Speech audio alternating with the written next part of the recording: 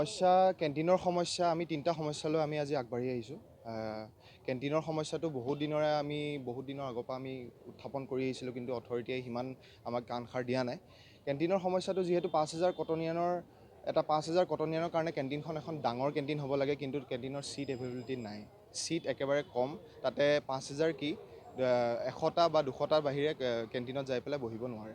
আৰু ছেকেণ্ড কথাটো হ'ল হাইজিন খানা, এটা পৰিষ্কাৰ খানা আমি বিচাৰোঁ, পৰিষ্কাৰ খাদ্য আমি বিচাৰোঁ, পৰিষ্কাৰভাৱে আমি থাকিব বিচাৰোঁ, কিন্তু পৰিষ্কাৰ আমি দেখিবলৈ পোৱা নাই। কেণ্টিনৰ একেবাৰে লেতেৰা পৰিৱেশ, এটা বিভৎসময়ী ক'ব পাৰি, বিভৎসময়ী পৰিৱেশ এটা। আৰু থাৰ্ড ইছ্যুটো হ'ল যে আমি কেণ্টিনৰ যোনখিনি খানা সেইখিনি একেবাৰে প্ৰাইচটো বহুত বেছি।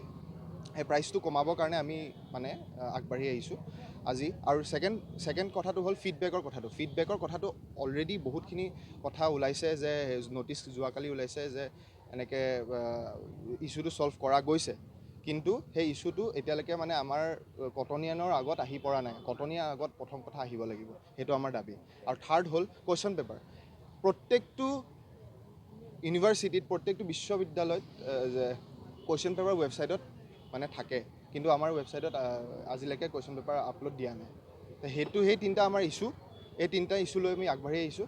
সেই আগবঢ়াৰ কাৰণে আমাক সহযোগ জনাইছে সমগ্ৰ কটনিয়ানে। আমি খুবেই ধন্যবাদ জনাইছোঁ সমগ্ৰ কটনিয়ানক। সেইখিনিয়ে ক'ব লগা আছে।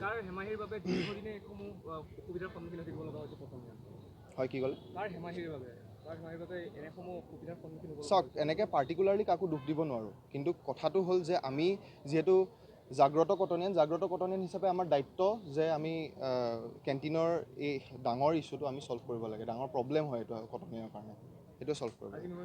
মেমৰেণ্ডম দিম, VC ছাৰক দিম। আমি আমাৰ ফালৰ পৰা VC ছাৰলৈ যাব, আমাৰ ফালৰ পৰা।